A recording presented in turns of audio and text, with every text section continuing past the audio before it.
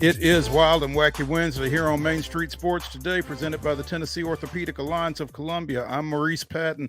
That's Wade Neely. We're coming to you from the Lee Company studios of our respective abodes. And when I tell you it is Wild and Wacky Wednesday,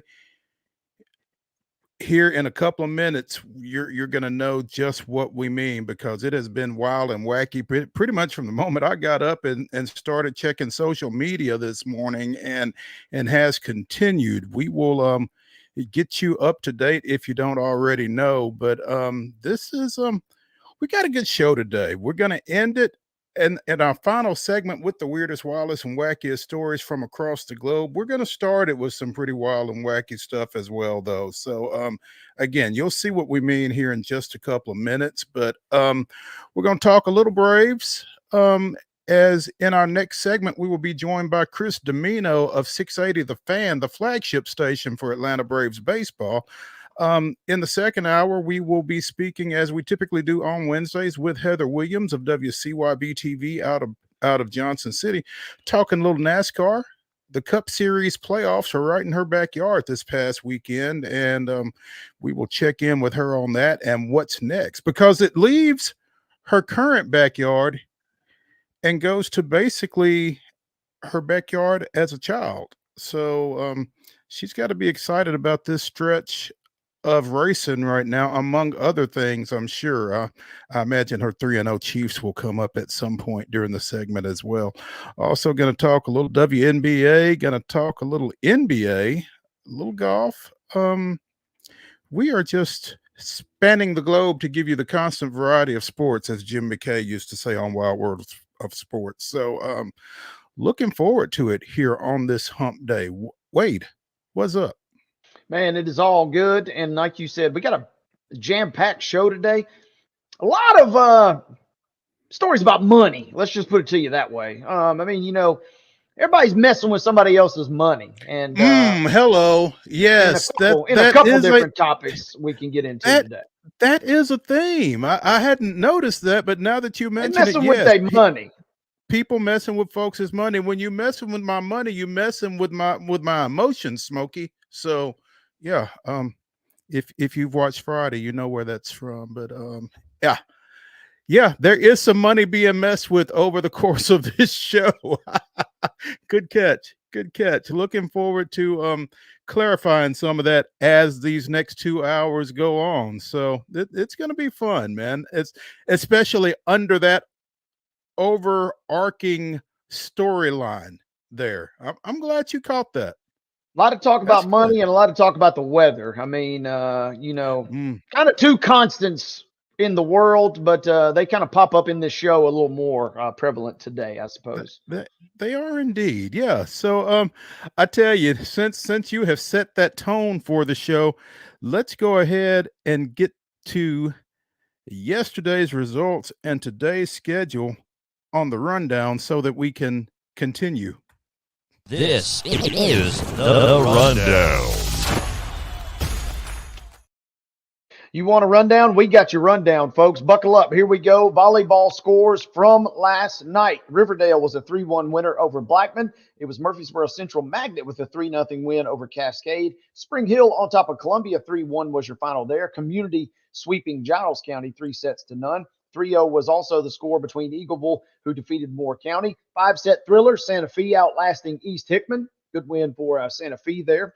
As Zion Christian also in a 5-set match takes care of Lancaster Christian. It was 3-1 in favor of Marshall County, who topped Battle Creek. Oakland 3, Rockville 1. Gallatin 3, Portland 0. Providence Christian with a sweep of Columbia Academy. Smyrna 3, Laverne 0. Loretto dispatching Summertown by the count of 3-0. Middle Tennessee Christian 3-0 over University School of Nashville. And a final sweep, it was Wilson Central 3-0 over Stewart's Creek. In girls soccer action on Tuesday, Christ Presbyterian Academy with a 2-0 victory over Battleground Academy. Page doubled up Centennial 2-1. It was Wilson Central 1, Cookville 0. Friendship Christian and Davidson played to a scoreless draw. Henry County with a 1-0 win over West Creek. It was Dixon County 9, Kenwood 0. Lebanon 1-0 over Smyrna. Hunters Lane defeated McGavock 3-1. Montgomery Central edged McEwen 3-2. Rossview with a 7-1 win over Harpeth. It was Station Camp Blanken-Macon County 3-0. And Brentwood with a 4-3 victory over Summit. Major League Baseball yesterday, the Houston Astros clinched the AL West for the 4th straight year and the seventh time in 8 years with a 4-3 victory over the Seattle Mariners. Meanwhile, the Braves kept hopes alive in the wild card chase with a 5-1 victory over the Mets. More on both of those later in the show. In WNBA postseason play, the New York Liberty and the Las Vegas Aces closed out their opening round matchups. The Liberty with a 91-82 win over the Atlanta Dream. The Aces with a 83-76 win over Seattle. Moving right along, we go into volleyball action for tonight. We don't have a start time for you guys, so check your local listings, but we can tell you that Ezel Harding is scheduled to travel to Hume Fogg. Girls soccer action tonight. Looking out the window here in Nashville, check the weather. STEM Academy is scheduled to play at McGavock. 5 p.m. is your start time there. Blackman is set to play at Murfreesboro Central Magnet at 5 p.m. in a Rutherford County showdown. 7 o'clock matches tonight. Let's go 6 p.m. We got Webb School hosting Middle Tennessee Christian. 6:30, we'll have Riverdale at Tullahoma. And then at 7 o'clock tonight, you'll see Coffee County, who's at Spring Hill, and Laverne at Stewart's Creek. Again, weather permitting. Weather permitting being the key phrase to all of that high school stuff as it relates to girls soccer in particular. Through 3 innings, Houston with a 1-0 lead over Seattle as we speak. 6:20 tonight, again, weather permitting. The Mets and the Braves will continue their series at Truist Park. Again, 6:20 first pitch. You can see it if it's played on Bally Sports South. WNBA action tonight. Doubleheader on ESPN. Game 2 of these respective opening round playoff best-of-3 series. The Indiana Fever is at the Connecticut Sun. The Phoenix Mercury is at the Minnesota Lynx. 6:30 for the Indiana-Connecticut game, 8:30 for the Phoenix-Minnesota game. Both visiting teams trying to extend to a Game 3 that would be at their place later this week. Ladies and gentlemen, that is your rundown.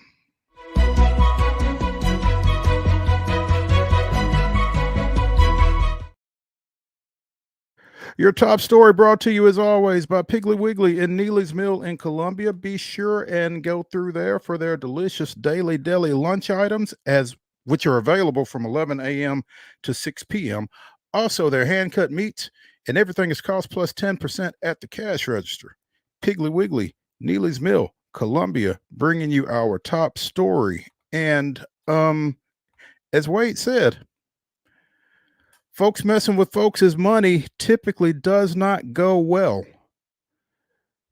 You may not have heard of Matthew Sluka, S-L-U-K-A, before today, unless you are a deep, deep college football fan, because I consider myself to be a college football fan. I was not familiar with Matthew Sluka, the former starting quarterback for the University of Nevada, Las Vegas, until Mr. Sluka decided that the $100,000 NIL payment that was promised to him when he transferred last spring from Holy Cross to UNLV that had not been paid apparently was not going to be made good on. So Sluka threw up the deuces to the Rebels. He's done. He announced on social media last night, said, hang on, let me get to this.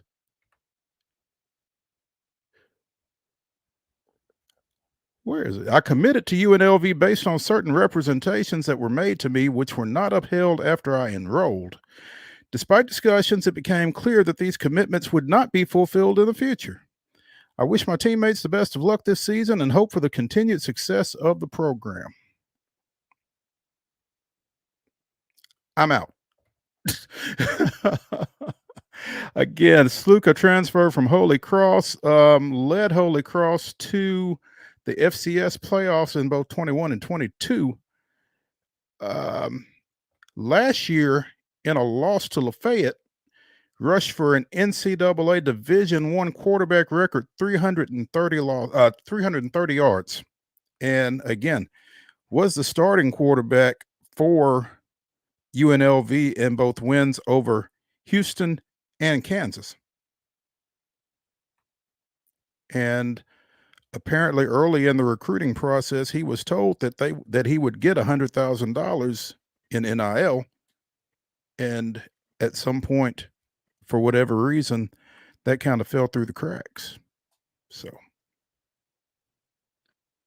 Yeah, not a good situation on a couple different fronts, Mo, because number one, UNLV is one of those group of 5 contenders. I mean, they're talking about an undefeated season potentially, and you're not talking about, a second or third wide receiver. You're not talking about a starting running back. You're talking about your starting quarterback, and you don't have much behind him. In terms of stats for passing yards, behind Sluka is a wide receiver who completed a pass for 42 yards in a game earlier this year. So they have all of a sudden have had their entire season upturned right in front of them. Barry Odom has got to be obviously really, really upset with this situation. But on one hand, I mean, we don't know the full story, and it seems, I don't know necessarily that Sluka would just come out with this kind of a story. I don't know that he's capable. I'm not going to say capable, but I don't know that a UNLV quarterback is thinking this many steps ahead as far as bargaining situation, right? Man, I don't know what to think of this entire situation, to be honest. I mean, and obviously everybody wants to come down in one of two camps. Either, hey, you owe this dude this money, you promised him this money, why didn't you pay him this money? Or B, why are you skipping out on your teammates in the middle of a season? And I can see, the quitting and jumping off the horse in midstream, and the irritation that people have with that. But at the same time, I mean, what recourse does a player have if monies that were promised to him haven't been delivered? I mean, I'm gonna play for free. What? Yeah, not in this day and age. And No, not in this economy. No, yeah, no. no. And the crazy part is, and I'm not an NIL expert by any means, but our PCL colleague Mark Mize sent me this story first thing this morning, and we were You talking too, about huh? this. Yeah, and I said, "Man, what are we talking about? $150,000 roughly?" And he said, "Well, actually, it's funny you say that. It's 100,000." So I feel like I'm maybe a little more in tune, perhaps, than I initially And you thought with thought the you NIL. were? I feel like I'm a market maker, perhaps. Yeah, but the crazy part, as Mark pointed out, of all the cities and all the potential avenues, you telling me somebody in Las Vegas, an undefeated team that has hopes of going to the college playoff, can't come up with $100K for this kid? I mean, there's got to be a booster out there somewhere saying, "Hey, dude, here." I mean, I just watched a reel on Instagram before the show of a lady hitting a slot machine for $2.2 million. I'd go find her if I'm UNLV. Come on, man, hook it up, because this is Give her some T-shirts, give her some tickets, something. You just won 2.2 mil. You ain't gonna miss $100,000. man. And so this is a real tough look. If the quarterback is to be believed, this is wild for a number of different fronts, as you point out. If the quarterback is to be believed, this is a bad look for UNLV, not just for this season, but going forward. Ooh, and this is a team hello. that is on the come up and has really made some strides after wandering in the desert for a number of years as a college football program. And now they kind of have come out of this. And again, aspirations of potentially making the playoff, aspirations of joining the pack, whatchamacallit, as we've mentioned. I mean, there are a wild number of factors here. And also included on this is the fact that he's only played in 3 games, so now he's eligible to redshirt and potentially rebargain with a new school next year. Yep, he still got this year. Absolutely. Marcus Cromartie of Equity Sports is Sluka's agent, says that Sluka was promised $100,000 by a UNLV assistant who recruited him last winter. Equity Sports, by the way, represents a number of players both at the collegiate and professional level, including another quarterback whose name will probably come up later in the show, Patrick Mahomes. So, Sluka went into the transfer portal in December. but could not sign an NIL contract because he was still a student at Holy Cross. Couldn't sign with a collective until after he enrolled at UNLV. And apparently, according to Cromartie, there never was a written contract. And maybe that's Mr. Sluka's or Mr. Cromartie's mistake. I don't know. I mean, when you're talking about that kind of money, I mean, there's a trust but verify type situation in place. I mean, you don't do that kind of business on a handshake, I don't think. But No. Cromartie says there were no NIL payments in July. There was no 100,000. I guess you could say $0. He was given a $3,000 relocation fee, and that was it. Which I didn't realize transfers were getting relo fees. But hey, whatever. Man, it's a different world. Cromartie would not identify the assistant coach. Said Odom was not involved in the initial discussions. I don't know if, I mean, this AP story does not make clear whether the assistant coach is still on staff or not. If he is, he may not be much longer. I don't know. Cromartie said after several weeks went by, he reached out to first representatives of the collective and then Odom to discuss ways to pay Sluka the 100 grand that he was promised. Suggested payments of $10,000 a month over the next 5 months and even $5,000 a month, and was declined. Cromartie said Sluka was offered $3,000 a month by Odom. At that point, I think Matt felt lied to. At that point, he just wanted to stand up for himself. So, according to the school, UNLV Athletics interpreted these demands as a violation of the NCAA pay for play rules as well as Nevada state law. UNLV does not engage in such activity, nor does it respond to implied threats. UNLV has honored all previously agreed upon scholarships for Matthew Sluka. So,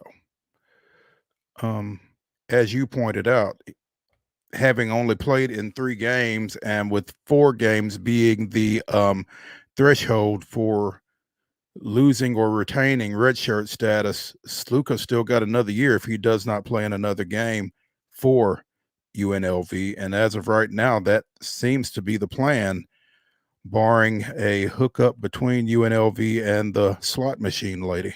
So. Yeah, not a good look. And again, UNLV, they're 3-0 for the first time since 1984. They're ranked for the first time. Randall Cunningham was the quarterback the last time that they were ranked. Kenny Mayne of ESPN fame was his backup back then. And so UNLV is in a wild spot. I mean, they were favored. The line has kind of settled out a little bit now, but they have a huge game versus Fresno State this weekend, and they were favored all week long going into that game. And earlier today, at least for a moment, they actually drifted south of that number and we're now an underdog. It's kind of hovering right around a pick 'em. But again, going back to their depth chart, they do not have a lot of options. And this is a crazy situation for a program. They had already lost their quarterback from last year, who was named the Mountain West Freshman of the Year, who's backing up Miller Moss at USC now. So I mean, this is a wild situation that I don't think this will be by any stretch the last time we hear of this. And I don't think we'll be talking about $100,000 the next time a story like this comes about. We might be talking about an extra comma being involved. Yeah, I'm afraid you might be right. You know, you mentioned how long UNLV has kind of wandered in the wilderness. I covered Tennessee's 1996 season opener against UNLV back on August 31st. Final score at Neyland Stadium, Tennessee 62, UNLV 3. So, I mean, like you said, they've struggled for a long time. And they might be headed back onto the struggle bus here. This is bad on a number of different fronts. Like you said, I mean, what is the next person who enters into an NIL agreement with UNLV supposed to think? I guess you get everything signed and you get everything notarized and paid up front, you know, if you call yourself secure in the bag. But it's not good looks for UNLV, I don't think. I mean, as bad as much as you want to rip the kid for quitting the team 3 games into the season, I don't know what else he's supposed to do under the circumstances, to be honest. Yeah, and I mean that's where the weird situation is who's right? What's the truth in this situation? And usually, the truth is kind of somewhere in the middle, which makes this a really kind of thing, a hard thing to potentially speculate on. Because if the coach was at fault, yeah, you want to side with Sluka here. But if Sluka kind of is embellishing his side of the story for bargaining or for whatever other potential reasons, then I mean, yeah, if you're his teammates, you got to be frustrated. So this is, usually we're used to at this point hearing these stories coming out near bowl games with players sitting out and things of that nature. It's a whole different beast entirely when we're talking about a team, again, having its best season, ranked in the AP top 25 for the first time ever. And now who the heck knows what happens? I mean, this is going to be wild to watch going forward when they play Fresno this weekend at 2:30. Told you the wild and wacky was getting started from the get right here on Main Street Sports Today, presented by the Tennessee Orthopedic Alliance of Columbia. When we come back to the Lee Company studios after this break, hopefully it's not going to be so wild in Atlanta, but Chris DIMINO is probably going to give us a weather report among other things when we come back, so stay tuned.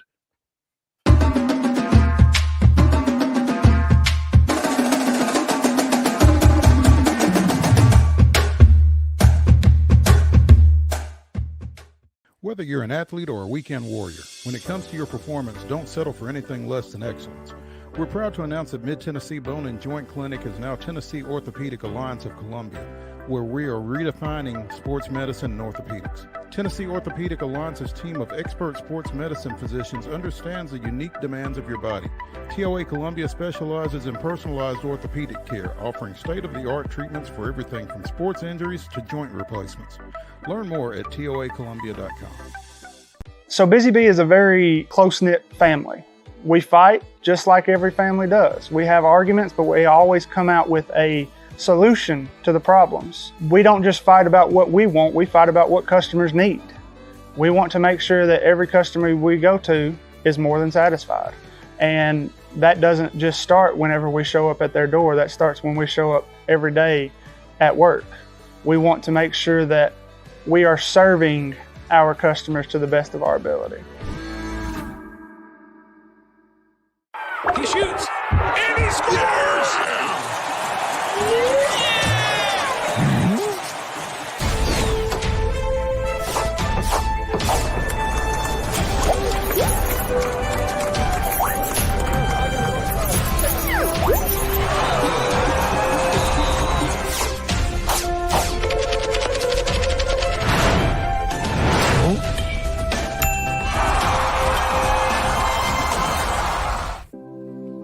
Custom Stone Handler supplies over 600 distributors and suppliers with quality stone products. Along with River Stone, we produce and distribute over 100 building, landscape, and other bulk products. Our goal is to provide quality products, service, and partnerships to ensure our customers' success. We firmly believe that the measure of any person or company is how they treat other people and customers. Give them a call at 931-490-4990 or visit CustomStonehandlers.com. With Lee Company technology, the best handymen are hands-off.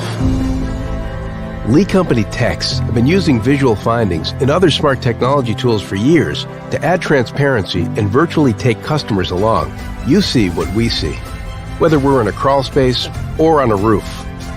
With Lee Company, technology helps us help you, no matter what's happening in the world or at your house.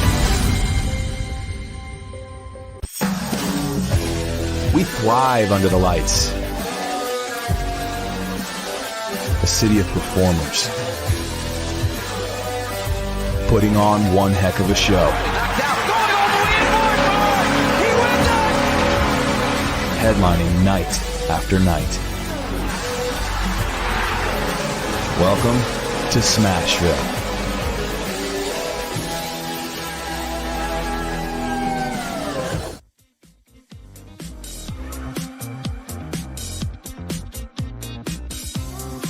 Wild and Wacky Wednesday continues here on Main Street Sports Today, presented by the Tennessee Orthopedic Alliance of Columbia. That's Wade Neely. I'm Maurice Patton, and we are pleased to be joined now by Chris DIMINO of 680 The Fan, the flagship station for Atlanta Braves baseball. Chris, good afternoon.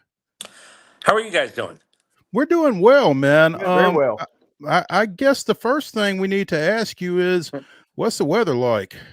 Yeah, if every light in the house goes out, then you'll probably have an idea. It's starting to hear a little bit closer, that rumbling that usually comes before it starts coming down the buckets. It's not great.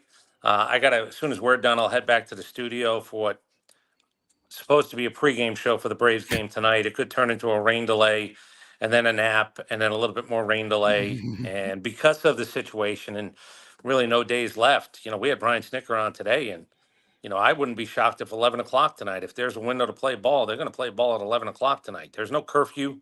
Nobody has a noise ordinance over at the Battery. So getting one of these two in seems to be the thing that almost has to be done. You don't know what Monday would bring. You don't know if you'd need a doubleheader. You don't even know if you'd need a game on Monday. But getting one of these next two in would help determine sort of what Monday would look like or wouldn't look like for everybody in baseball. And I'll tell you, Chris, you need a window where you can start it, where you can finish it once you start it, because the last thing, particularly Atlanta, but I'm sure the Mets as well, the last thing you want to do is get David Peterson and Chris Sale up, get them hot, and burn them. So you can't do it.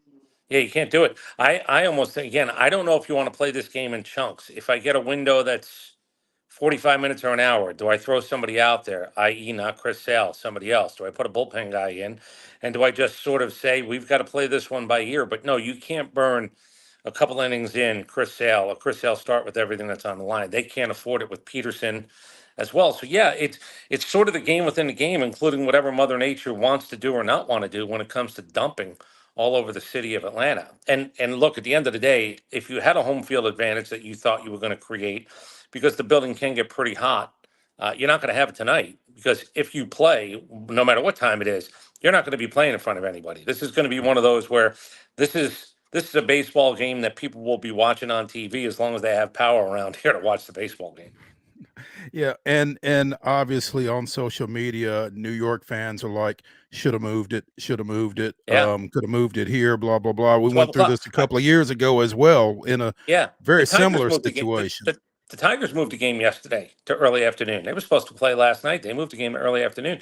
I was a little bit surprised. I thought there might have been a 12 o'clock play ball around here, and I think at 12 o'clock there's a chance it would have gotten in. I think they were going to bank on maybe at some point tonight and then just have Monday as the fallback day. Everybody knows there's no 163. That would be 159, but it's going to be played at the end of the season because the tiebreakers are supposed to take care of everything else. We might be in that situation where it's not necessary, but we could be in this situation for not just the Braves and the Mets, but for the Arizona Diamondbacks and seeding and a couple other people where the game might have to be played on Monday. So, yeah, let the games begin, both on and off the field. I just want to say something. I heard you guys talking about the UNLV story real quick. Mm-hmm. I blame myself for that. I do. I am not above or beyond saying I hit my knees when all this NIL stuff started, and I prayed for chaos and a bigger, better version of the Wild Wild West, and I wanted it all to happen. Now, I will tell you, of all the scenarios I thought of, and I went through a lot of them in my head, and I spoke a lot about a lot of them on the air. The one I didn't see was, I'll call it a quit, where you go, wait, hold on. The other guy wants to give me more money, and this is my version of it. The other guy who wants to give me more money has told me I got to be healthy, so I can't play. I need to have my eligibility. I can't play. And when you basically sayonara to your team as a 3-0 team, I don't even know who the hell would want you. That's the other part of this thing. Now, if UNLV didn't pay what they were supposed to pay, okay, that'll come out. I happen to believe it's my other version, where somebody said, if you have another year, here's what we'll pay. Well, Get then out I'd of have to there. bail out. So that's what Right. I think has happened. But again, I do blame myself because I think I put that into, I wished it into existence. Yeah, you spoke us into this situation, Chris. And, talking Yeah. with some other colleagues too, I mean, $100,000 is a lot of money. And for a kid that played at Holy Cross last year, Yeah. if you want to maybe pick a side at rapid fire, it seems like you would maybe trust UNLV a little more than a kid that was playing in FCS last year. You would think, perhaps. Well, I can also tell you, it doesn't sound like he's taking Binion's buffet cards. It's not like you can appease him by sending him to a couple of shows on the strip to go see Carrot Top. No, So no, it sounds like the relationship between him and the school is done. It sounds pretty much irreparable, as they say in some other courts. Yeah, Chris DIMINO of 680 The Fan joining us here on Main Street Sports today, presented by the Tennessee Orthopedic Alliance of Columbia. Chris, the fact that we are even talking about this series being critical to postseason chances for this Atlanta Braves team this year is a little surprising. Yeah. In light of everything that this team Yes. has been through. Yeah, I'm allowed to say it. You're allowed to say it. The team isn't allowed to say it. As I said, I've got a nice relationship with Brian Snicker, and we've talked about it a little bit off air. But even off air, you're not. You get what you get, and you don't pitch a fit. You're not guaranteed health. You're not guaranteed weather. You're not guaranteed anything. So you play 162, and you figure out what did you do to navigate whatever your problems were. How long did you ride a good streak, which is a part of this thing as well. When you get healthy, or you have call-ups or guys that you just brought on who are supposed to be nothing more than extras, who are now standing in the spotlight. They're stars of the show now. There was a stretch where we had 4 guys who were DFA'd. 4 DFA'd who were starting. And I don't mean one game. And here's the one that maybe, again, if you want to know the reality, if you go look at all the guys that missed 50 games, see Spencer Strider, see Ronald Acuna, see Michael Harris, see Austin Riley, see Ozzie Albies. All those guys missed 50 plus games. So what do? Do you roll it up and just say, well, it's not our year? No. Does it help this year that it doesn't look like 92 wins is the number to get you in? It's going to be a little bit less than that. That helps. But yeah, this whole thing is when you sort of figure out why they're here, they are first, second, and third in a lot of pitching categories. So no doubt about it, if you look the amount of games that are over 500, it's the amount of games that Chris Sale is over 500. So just understand, all of his 15 is basically what they've done, and everything else is a wash and even. So that's how important he's been. But the kid who threw last night, Spencer Schwellenbach, and I'm not a list guy, and I don't like hyperbole. In my opinion, the 2 most important games thrown this year for the Atlanta Braves were thrown by a guy that nobody had ever heard of. Brian Snicker admits he wouldn't have been able to point him out in a lineup back in March because he never pitched on the big boy field. And he goes up to Citi Field when they're on a 6-game losing streak, losing 2 in a row to the Mets in that ballpark, and doesn't give a rip what anybody, Stevie from Queens or anybody, says to him. And then he comes back and he throws the game he threw last night. I can argue that a guy who I didn't know anything about, I couldn't spell his name till probably 2 weeks ago, he has become the biggest surprise / most important guy, because what he did, fellas, is he filled a role that couldn't be filled in the last couple of years. 5th starter, who's not a 5th starter anymore. He's not a rookie anymore. And I know Paul Skeens and Jackson Merrill and Churio and all these guys who get run, no doubt about it. I don't know if a guy who was surprising, Churio was a big prospect. Skeens was a bigger prospect. Jackson Merrill was a guy that everybody knew had talent. This guy was a shortstop in Nebraska who was a closer, and he's now starting the most important games for the Atlanta Braves because Spencer Strider, your Cy Young candidate / favorite, was gone for the season. And they didn't even, this is the guy's honest truth, because Sean Murphy got hurt in the first game, they've never had their opening day lineup for 1 full game this year. Not one. And DFA to the left of me, DFA to the right of me. That guy's been told to go home. That guy's been told to. Ramon Laureano, busted for steroids. You get released by Cleveland, go to the minors, hit your way back up. He's done it. That's crazy. Jorge Soler, he's back. Will it be triumphant? I don't know. We got to get to October to find out. But yeah, it's the land of misfit toys around here, and it's been really interesting to watch. The thing that you just pointed out, I've been pointing out all year, and I know that one person's reason is another person's excuse, but the fact of the matter is, again, the Braves put their opening day lineup on the field on opening day, and they've not put it on the field again all year. And I don't know if that's ever happened. Like, they didn't even get through opening day with that lineup because Murphy had to leave. And so to be within a game of a postseason berth with 5 games to play in the regular season, it's mind-boggling. Yeah, And to listen to Braves country on the social media accounts. I mean, I love the Braves. I hate the Braves fan base. So are you talking about they're not satisfied, they're unhappy about this or that, or they're not Yes, yes, Okay. and they're unhappy about this or that, and they're pointing fingers about this or that, and it's tough to watch. So I have no problem with what anybody wants to put out because I don't have to debate or argue or, if somebody wants to engage, I'll engage. My only thing would be, I said earlier, you're not owed anything. I had people telling me last year that this team was built for a 7-year run. And then I heard, well, I can't believe Philadelphia might win a division. I was like, who cares if Philadelphia wins a division? I don't need another little banner on a light pole at Truist Park telling me that it's a certain color, which means they won a division. I'm done. I'm beyond all that stuff. This Right. team is good enough in the postseason because of the three starters, and Spencer Schwellenbach will be one of the three. Oh, They're without good enough question. to beat anybody.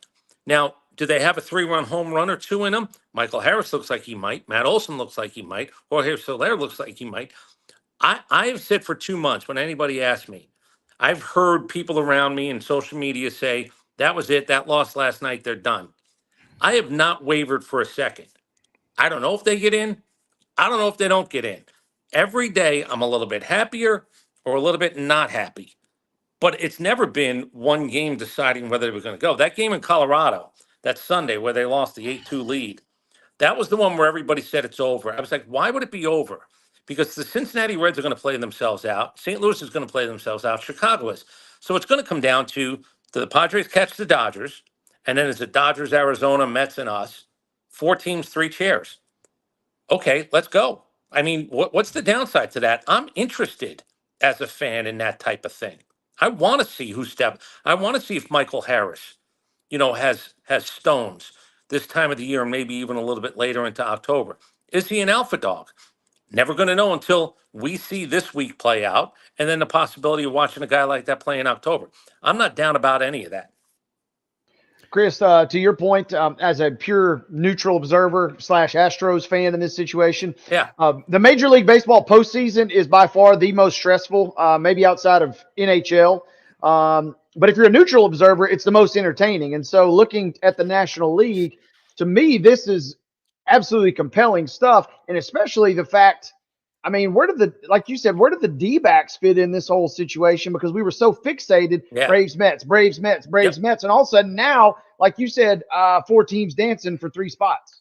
So here's what I heard everybody around here, a lot of people around here, most people around here saying, oh, the Mets are going to Mets, and when we catch them, it's going to be great. And I'd be like, okay, but I'll catch Arizona. I'll catch San Diego. I don't care who we catch. Like, to me, I just got to get in. And I understand everybody saying, if we can beat the Mets, if last night was an indication of what might happen and the Mets are not in it, great. If that's on us, they got to live with that for another year.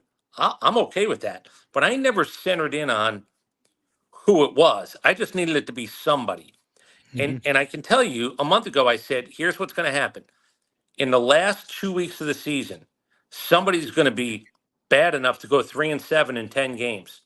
And they're going to shoot 6 toes off. And they're going to try to keep going with 4 toes.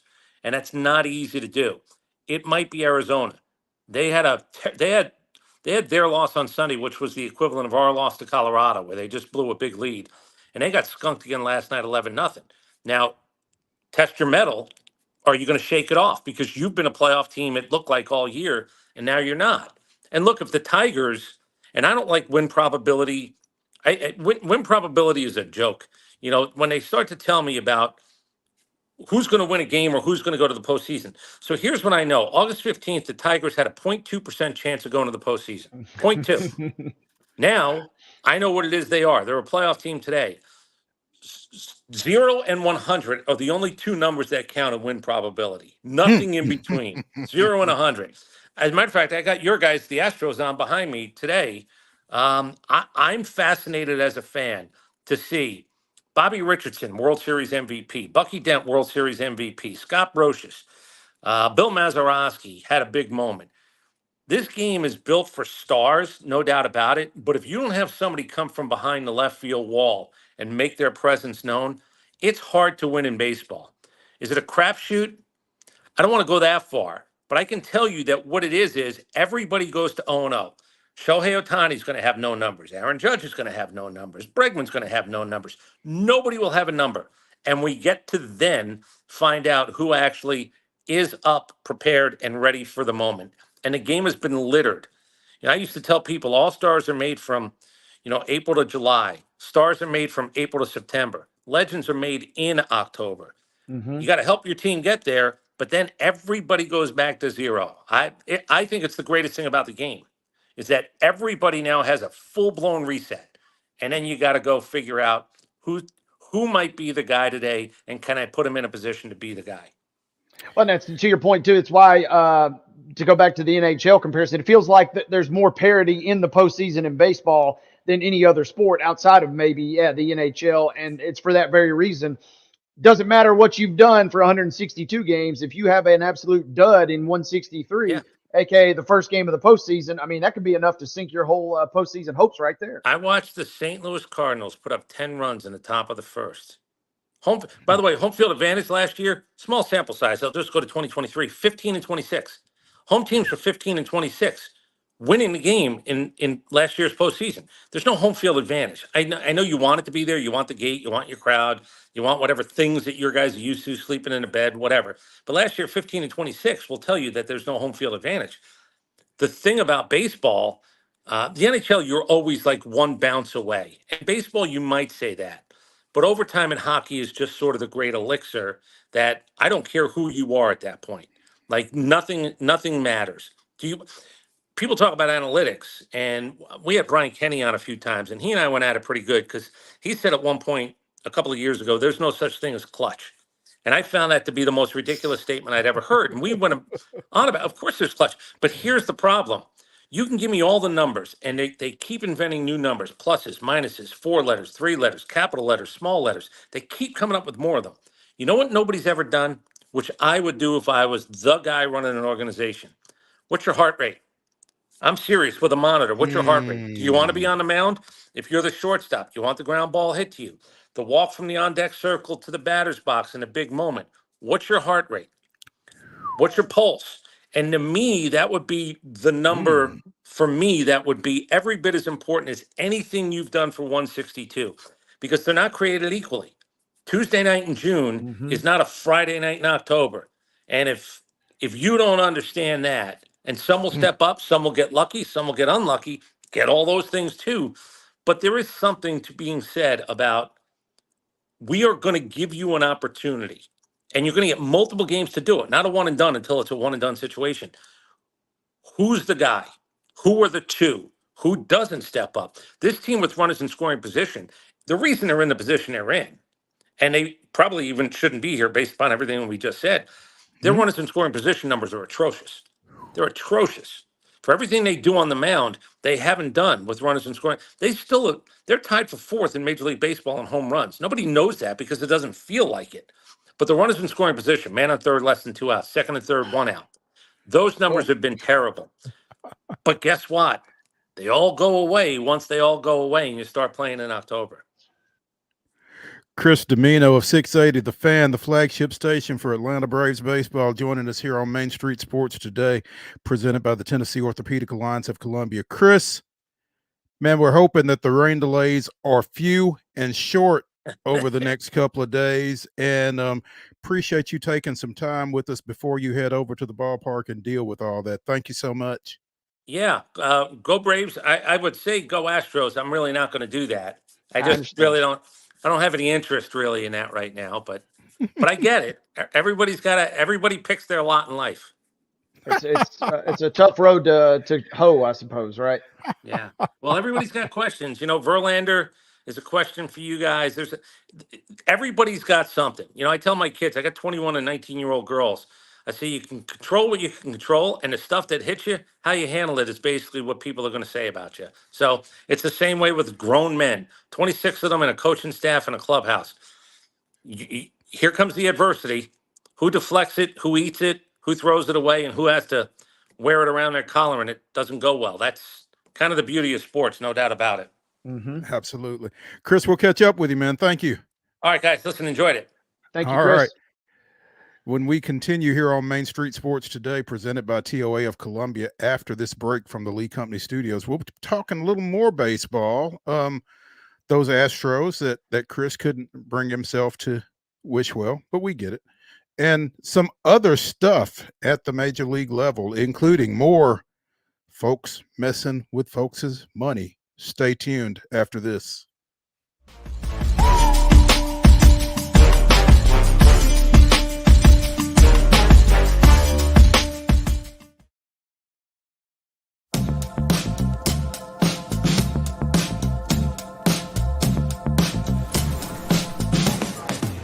Do you want to be a bad man? Yes, you do.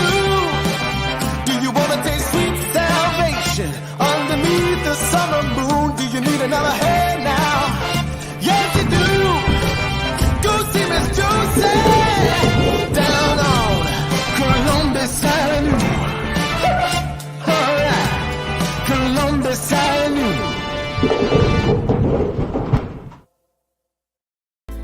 Welcome to JHA Company, your trusted scholastic partner.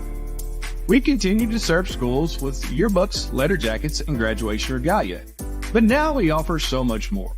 Our school photography division offers high-quality images that capture the spirit and energy of your students and staff.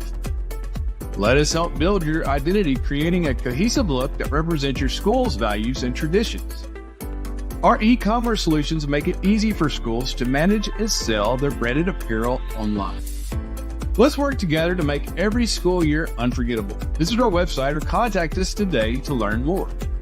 JHA Company, celebrating achievements, building identities, and creating memories. So Busy Bee is a very close-knit family. We fight just like every family does. We have arguments, but we always come out with a solution to the problems. We don't just fight about what we want, we fight about what customers need. We want to make sure that every customer we go to is more than satisfied. And that doesn't just start whenever we show up at their door, that starts when we show up every day at work. We want to make sure that we are serving our customers to the best of our ability.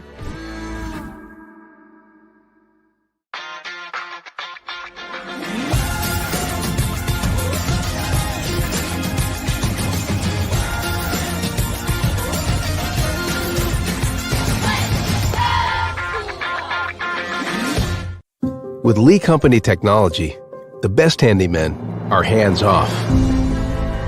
Lee Company techs have been using visual findings and other smart technology tools for years to add transparency and virtually take customers along. You see what we see, whether we're in a crawl space or on a roof. With Lee Company, technology helps us help you, no matter what's happening in the world or at your house. Whether you're an athlete or a weekend warrior, when it comes to your performance, don't settle for anything less than excellence. We're proud to announce that Mid-Tennessee Bone and Joint Clinic is now Tennessee Orthopedic Alliance of Columbia, where we are redefining sports medicine and orthopedics. Tennessee Orthopedic Alliance's team of expert sports medicine physicians understands the unique demands of your body. TOA Columbia specializes in personalized orthopedic care, offering state-of-the-art treatments for everything from sports injuries to joint replacements. Learn more at toacolumbia.com.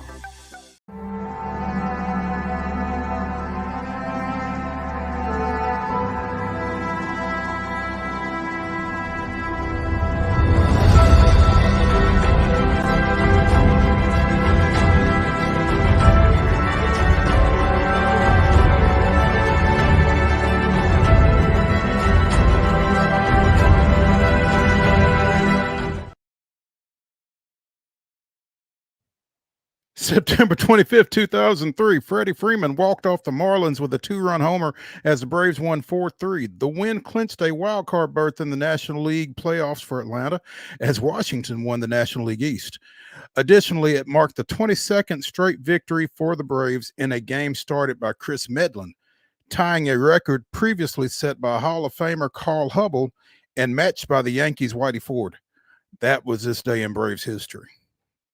And that'll be about the extent of the Braves in this segment. Thanks again to Chris DiMino from 680 The Fan for joining us. That was great stuff. Look forward to hopefully getting him on again. But the Astros again clinched their fourth consecutive American League West Division title and their seventh in 8 years with a 4-3 win over Seattle last night. They're going to the postseason for the 8th straight year. The Astros are, and and somewhat similar to there's always a Nashville connection, where there's always a Braves connection too.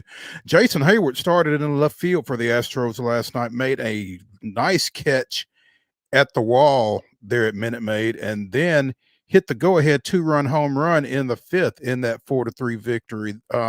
All of the Astros runs came on home runs.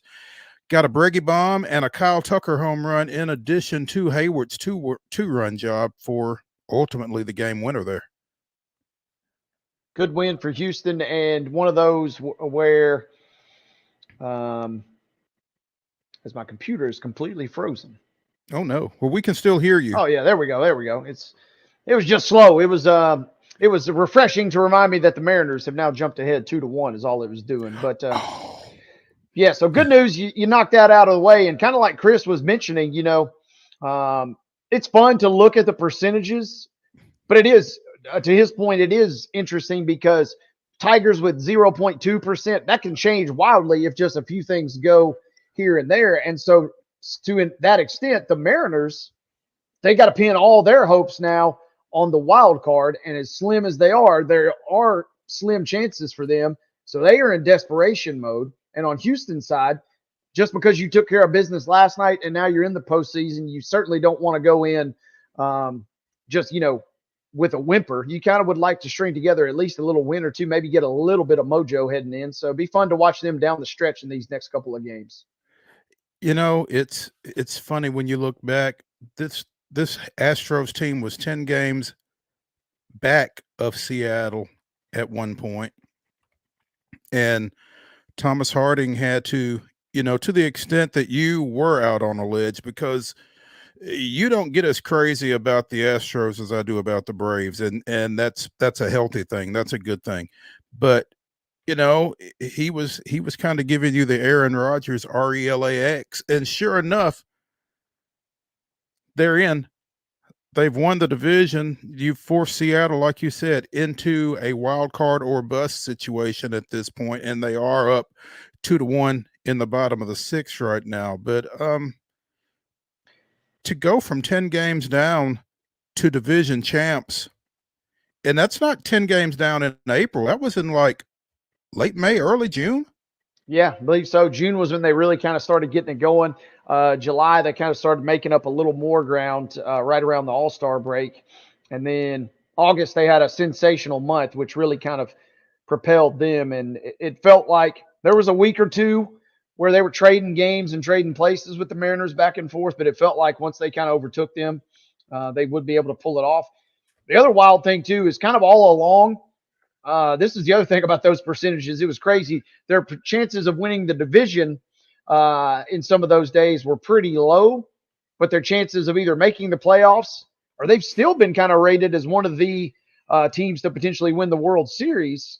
They were kind of still up there. And it kind of goes to Chris's point. Even if Houston had slid in as the last wild card team, if you're a team like, say, the Guardians or the Tigers, would you really want to play the Astros in the first round of the postseason? I don't know that I necessarily would, just because that they seem like the classic team. Hey, we know what to do when the calendar flips. Getting in for them was the hardest problem, and they ended up getting in easier than perhaps anticipated. And so now that will be the interesting thing. I don't know if they're still quite healthy or deep enough, as we've seen in years past, to really, really make a run. But one of the teams they're chasing in the AL, the Yankees, we've seen them absolutely implode in recent postseasons, including against the Astros. So this will be a fun ride, and it's been a weird up and down roller coaster, but they have punched their ticket at the end of the day. Absolutely. They are one of 4 American League teams that have clinched postseason berths, the 4th of which being the Baltimore Orioles, who still have a shot, I guess, at the AL East, but they are certainly in. Um, they are certainly in the postseason right now. They're kind of in the driver's seat as that number one wild card. This is the second year in a row that Baltimore has made the postseason with that young group that they've got up there. So congratulations to them again. 4 American League teams are in: the Yankees, the Guardians, the Astros, and the Orioles. Excuse me. You've got basically 3 AL Central teams: the Royals, the Tigers, and the Twins playing for 2 spots. Well, and the Mariners, I guess, are in that mix as well. But yeah, Faint hopes. Faint hopes. The Royals and the Tigers are 2 games up on the Twins, 2.5 on the Mariners as of right now. Pending today's outcome, obviously. But it's things are getting to be. It's getting to be that time of year, obviously. Yeah, and I mean, and if you're a believer in like straight up momentum, I mean, the Tigers. Oh, mama. The Tigers and the Padres are on absolute heaters right now, and if you're one of those teams, yeah, you're just itching. You're ready to get out there and play the second your last game ends in the regular season, because they are on fire coming down the stretch here. The Dodgers need to be careful, because it's worth keeping an eye on. As of right now, I mean, the Padres are in, but they don't have to settle for the wild card. They are 2 games back of the Dodgers in the National League West. So, again, you've got 4 teams set for the postseason in the National League. The Dodgers are in, the Phillies are in, the Brewers are in, and the Padres are in. So, again, you've got basically the Mets, D-backs, and Braves playing for those final 2 spots, and anything could happen. And hopefully this rain doesn't make much of an impact on that. Padres clinched with a triple play to win that game 4-2 over the Dodgers last night. That's doing it with some dramatics there, I guess. Stamping that one in a big way, and they'll go 2 late night games with big implications in that division. You're right, as they'll go tonight and tomorrow, and then the Dodgers, at least, they close with the Rockies. So you would assume that the Padres get the D-backs. I mean, it's going to be a fun little couple games coming down the stretch. And like I said, if you're not in one of these races, it's a lot of fun to watch. But if you're in one of these races, it is absolutely excruciating. Absolutely. The White Sox trailed the Angels 2-0 going into the 8th last night, and they did something that they had not done in their previous 94 such situations. Scored 3 runs in the bottom of the 8th and defeated the Angels 3-2. Again, the White Sox were 0-94, trailing after 7 prior to last night. So with that performance, the White Sox and the 1962 New York Mets are still tied with 120 losses. So the White Sox are not officially the worst team in Major League Baseball history yet. Finally, messing with folks' money. Rowdy Tellez, the Pittsburgh Pirates first baseman / DH / desperation reliever. I think he's thrown twice for Pittsburgh this season. In the month of September, Tellez was 5 of 43. I say was because the Pirates cut him this morning. But the issue is that the 29-year-old Tellez had signed a contract with the Pirates that included a $200,000 bonus if he made 425 plate appearances. Tellez has made 421 plate appearances this season. For what it's worth, Pittsburgh GM Ben Cherington said the looming bonus had, quote, zero factor in the decision to designate Tellez for assignment. We feel like we gave Rowdy lots of opportunity here this year. To his credit, he fought through some difficult times earlier in the year and fought his way out of it, had periods of success and periods of frustration. This is just where we got to in the season. Again, he was 5 for 43 in September. The Pirates aren't going anywhere. They are 11 games under 500 at 73 and 84. I don't know that you could necessarily fault Pittsburgh for cutting a veteran and maybe bringing up a young kid and kind of getting his feet wet at the major league level, but I guarantee you that there are agents taking note of a guy getting cut 4 plate appearances short of a $200,000 bonus. There are players taking note of a player getting cut 4 plate appearances short of a $200,000 bonus, and Pittsburgh will at some point have to answer for that. Yeah, and this also feels like a classic players union. You'll be hearing from our lawyers type situation. Whether that produces anything or not, who knows? Poor Michael A. Taylor, he gets thrown in as well because it seems like, if we toss somebody else in here, maybe it'll take the heat off of this situation. And it did not, by the way, but whatsoever. Yeah. No, this is rough. This is one of those, the Pirates look like the real villains in this situation. The Pirates, the Pirates are a former parent club of Nashville Sounds. I can tell you the Pirates look like the Pirates.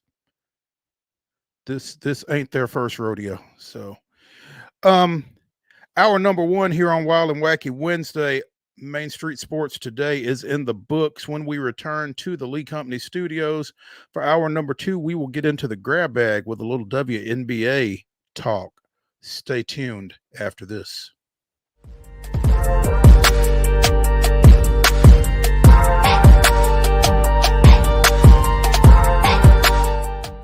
Whether you're an athlete or a weekend warrior, when it comes to your performance, don't settle for anything less than excellence. We're proud to announce that Mid-Tennessee Bone and Joint Clinic is now Tennessee Orthopedic Alliance of Columbia, where we are redefining sports medicine and orthopedics. Tennessee Orthopedic Alliance's team of expert sports medicine physicians understands the unique demands of your body. TOA Columbia specializes in personalized orthopedic care, offering state-of-the-art treatments for everything from sports injuries to joint replacements. Learn more at toacolumbia.com. With Lee Company technology, the best handymen are hands-off. Lee Company techs have been using visual findings and other smart technology tools for years to add transparency and virtually take customers along. You see what we see, whether we're in a crawl space or on a roof. With Lee Company, technology helps us help you, no matter what's happening in the world or at your house. Jones & Lang Sporting Goods here in Columbia has been outfitting teams, officials, and anybody else from T-ball to college for 50 plus years. Be sure and check them out at 931-388-8060 or online at jonesandlang.com. Jones & Lang Sporting Goods, the look of a winner. Zion Christian Academy, zioneagles.org or 931-388-5731. You can schedule your appointment. Go tour their campus. It is beautiful over there, and you're definitely going to want to see it. Again, it's zioneagles.org. Give them a call, 931-388-5731, and schedule your tour today. So, you want to be a part of the Busy Bee team, huh? Well, how do you see yourself fitting into the organization? Oh, I get it. You want to be a weather bee.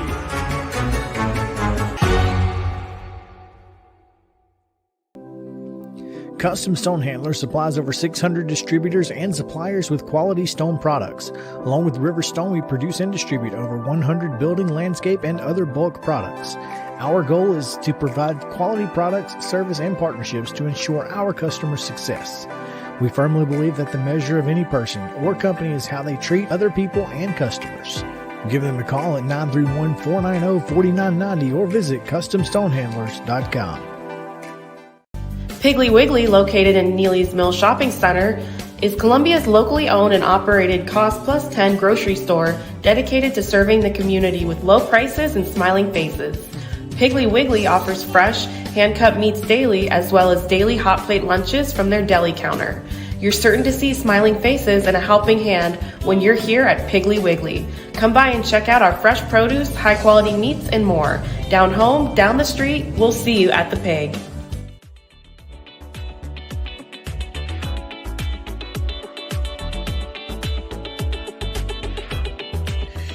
Wild and Wacky Wednesday continues here on Main Street Sports Today, presented by the Tennessee Orthopedic Alliance of Columbia. In the final segment of the day, Wade and I will bring you the weirdest, wildest, and wackiest news from across the globe. And yeah, it's all of that and then some. So stick around for that. Right now, we're getting into the grab bag segment of Wild and Wacky Wednesday. We will start with the end for a couple of WNBA teams as opening round playoff action continued last night with the New York Liberty defeating the Atlanta Dream 91-82 and the Las Vegas Aces defeating the Seattle Storm 83-76, ending again the Dream and the Storm's seasons. And Sabrina Ionescu kind of did the Dream in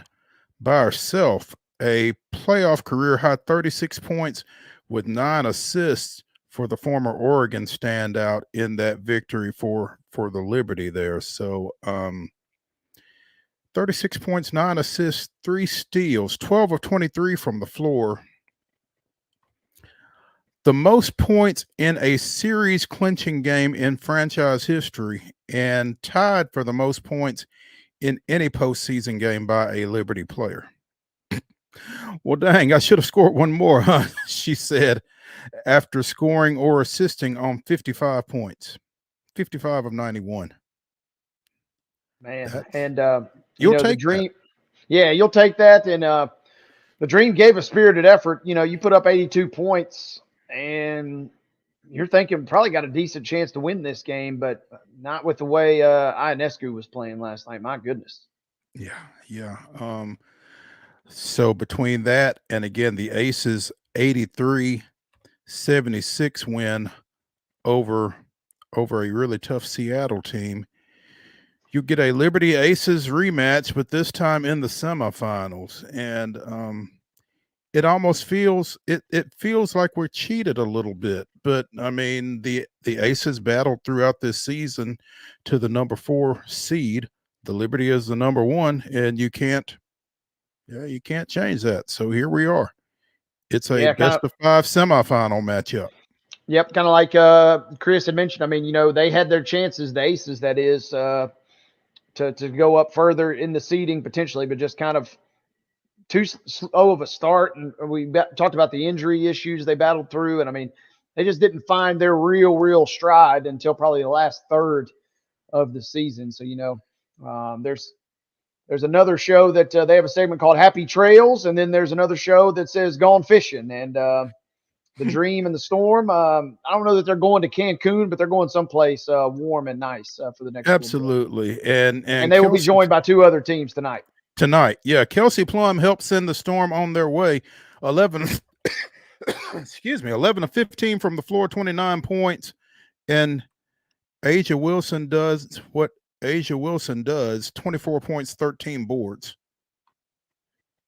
I mean, best player on the planet, clearly. So, it's kind of unfair. I mean, that's the whole thing with the Aces, right? And they're in a weird spot. They're used to being the big dog and the team that's hunting everybody. So it's unusual to see them in this regard. But I mean, their lineup is just so loaded. Most teams would kill for one superstar. 2 superstars is, maybe the extent. But I mean, they have essentially an all-star team in their starting 5, and then they've got a couple really quality reserves.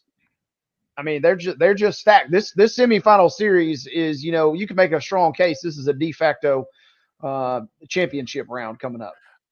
The Minnesota Lynx would like a word. I mean, yeah, and they've earned the right to have that word, but I mean, you can make the strong case. I mean, we say it all the time, that the AFC championship game, that was the real Super Bowl. I mean, so in theory, you can make that case And Yeah, especially whoever certainly. loses that series is going to be frustrated because they're going to feel like, and if there's a sweep or, the Lynx maybe don't, if that's who ends up there, if they don't take care of business, the other team in this semifinals is going to be like, well, man, we could have done better than that We could have in done the that, championship exactly. round. So, yeah, so Yeah. it'll be a great series. And the semis, I think, is when the action will really kick up, and we'll actually see, well, a team win a game and make it a real Mhm. competitive series. Absolutely. Chelsea Gray, 12 points, 9 assists last night. Tiffany Hayes, obviously impactful as she usually is. And you mentioned a couple of folks off the bench, former MTSU standout and Mount Juliet standout. Alicia Clark also in that mix for the Aces. So this semifinal will be, well anticipated, to say the absolute least. And they got the Iowa standout, Kate Martin, but she didn't even play last night for some reason. So, I mean, we see this happen in the NBA too, though. The rosters start to shrink a little bit. And as great of a season as Kate had, didn't get any minutes last night, didn't play in game one. We'll be interested to see if Becky Hammond kind of tosses her some extra minutes, or if that kind of reverts to, like I said, what we see in the NBA, where those rosters start shrinking. You go to who you can trust down the stretch. And the Aces have a really loaded roster coming into this matchup. Oh, without question. Again, tonight we've got the Fever and the Sun. That's a 6:00 start on ESPN, followed by the Mercury and the Lynx at 8:30 on ESPN. And the visiting teams have to win to force things back to their place for game 3 in these best of 3 series here. So keep an eye on that. We could have our final 4 by the end of the night. And we will, especially if Vegas has got anything to do with it. Sun are favored by 6 tonight. The Lynx are favored by 9.5 going into this evening. Meanwhile, a team that's not in the playoffs decided that they needed to make a move as a result. The Sparks dismissed, the the Los Angeles Sparks have mutually agreed to part ways with head coach Kurt Miller, the team announced Tuesday. I love that phrase, mutually agreed upon separation. I'm going to quit. No, we're going to fire you. No, we're going to fire you. Yeah. No, I'm going to quit. Okay, well, we'll just mutually part ways then. Yeah.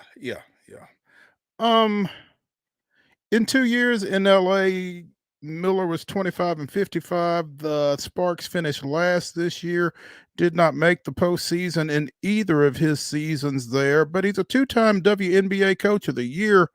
Took the Sun to a pair of league finals during his stretch from 2016 to 2022. Obviously, Cam Brink getting hurt does not help their situation this year. I mean, I don't know. Maybe I'm not as well versed in what the Sparks should have done, but when you talk about the Lynx, the Aces, the Mercury, the Storm, which of those teams were they supposed to beat and get into the playoffs this year? Yeah, kind of a rough deal, and that's where who knows how it really went down. And it's probably going to be a classic situation where Kurt Miller departs, and as we talked with a couple of our guests over the year, the Sparks were better than their record, especially considering the hand they were dealt with the injuries. I mean, they're going to have the most ping pong balls, perhaps for the Paige Becker sweepstakes. And I mean, kind of like we just saw with Indiana. I mean, if you get a couple of top picks in a row in the WNBA, especially, it doesn't take a lot to move you in the right direction. And the Sparks could very much be in that conversation for most improved, or maybe even sneak into the playoffs next year. A nucleus of Brink, Rakaya Jackson, and Booker's, you could do a lot worse. If Brink especially recovers and comes back to form, that's going to be the interesting thing, right? Because, I mean, she has got such a unique frame. If she loses a step after such a kind of traumatic injury, that could potentially be something to keep your eye on. But if she makes a full recovery, yeah, that could be a very loaded nucleus for next year. Yeah. Speaking of injuries, Kawhi Leonard is questionable for the start of the season for the Los Angeles Clippers. Shams is reporting that he had a procedure on his right knee, the knee that kept him out of the most part of the Clippers opening round playoff loss to the Mavericks, the knee that, kept him off of the Team USA Olympics roster that so many folks tried to tell us was okay, right? Yeah. I mean, there was a camp that was telling us that there was no reason that Kawhi couldn't play in the Olympics, right? That's what they said. Yeah. If I was the Clippers exec, like we go back to July, I mean, you were clicking your heels that he was not going to be playing in the Olympics because this is a guy that has to be in bubble wrap at all times. And they're a franchise at their current construct. They need him at full capacity or else they are kind of almost out to sea a little bit. And I don't know what you don't know what their identity is right now, especially with PG gone now. Well, you don't know what their identity is. You also don't know what their financial situation is. They signed Kawhi to a 3-year, $153 million extension at the start of the 2024 calendar year back in January. And yeah, like you said, with that being the case, yeah, you got to wrap him in bubble wrap. I mean, you almost got to keep him in the facility. You can't leave, bro. Yeah. And, we see this in the NFL a lot, nobody, especially these old vets, they don't want anything to do with training camp if they can help it. And I mean, Kawhi, like I said, he's got the perfect excuse in that regard. It's like, hey, we'll see you. Just make sure you're ready for opening night is all we really deep down care about. Yeah. More importantly, we don't even care about that. We just make it to Christmas. If you're healthy at Christmas and we're in contention, that's all we can. We'll take our ask for you. chances. Yeah, exactly. Yeah. Yeah. So, man, that's crazy.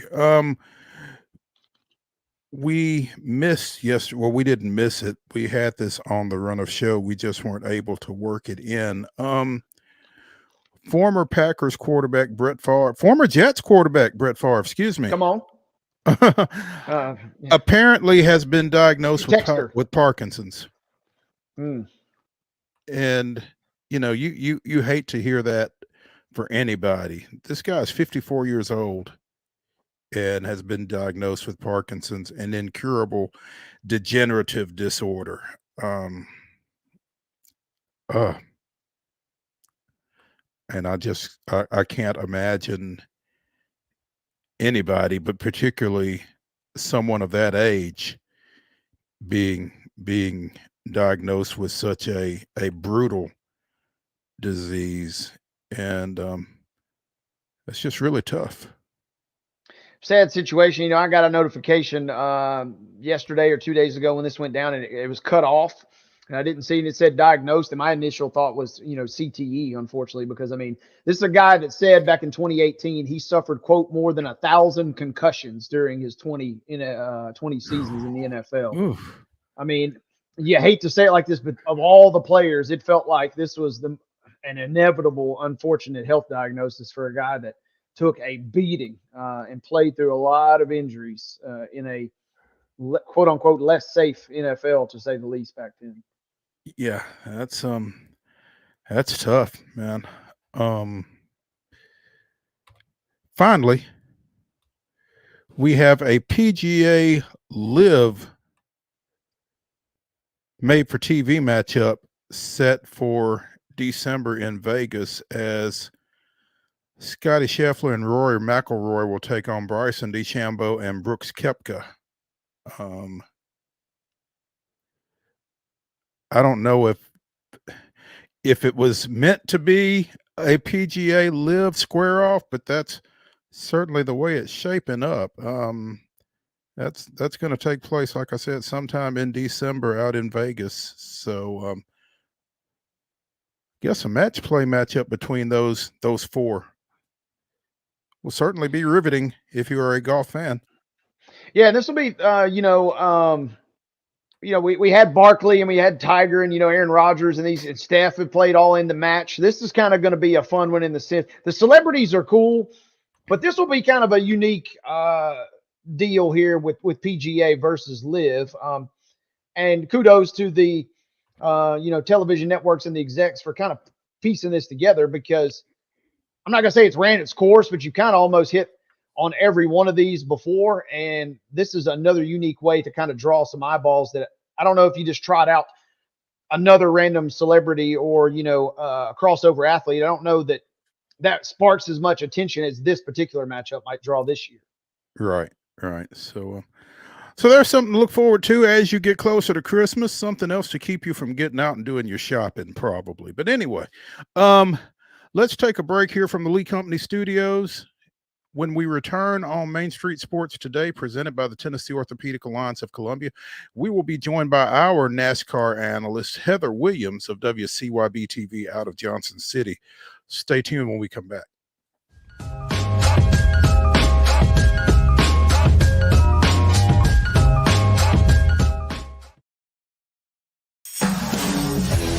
We thrive under the lights. A city of performers, putting on one heck of a show. Headlining night after night. Welcome to Smashville.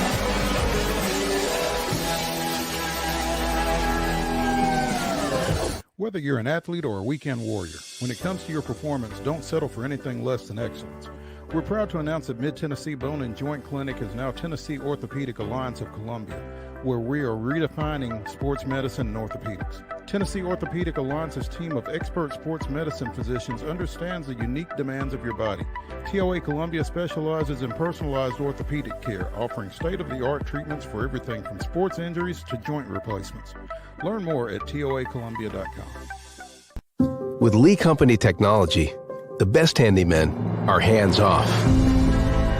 Lee Company techs have been using visual findings and other smart technology tools for years to add transparency and virtually take customers along. You see what we see, whether we're in a crawl space or on a roof. With Lee Company, technology helps us help you, no matter what's happening in the world or at your house.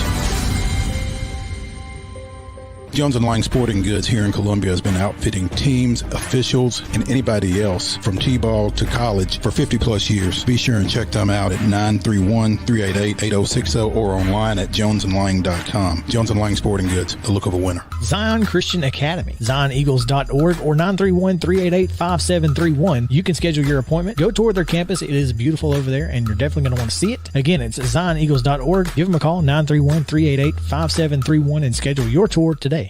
Piggly Wiggly, located in Neely's Mill Shopping Center, is Columbia's locally owned and operated cost plus 10 grocery store dedicated to serving the community with low prices and smiling faces. Piggly Wiggly offers fresh, hand-cut meats daily, as well as daily hot plate lunches from their deli counter. You're certain to see smiling faces and a helping hand when you're here at Piggly Wiggly. Come by and check out our fresh produce, high-quality meats, and more. Down home, down the street, we'll see you at the Pig. He shoots, and he scores!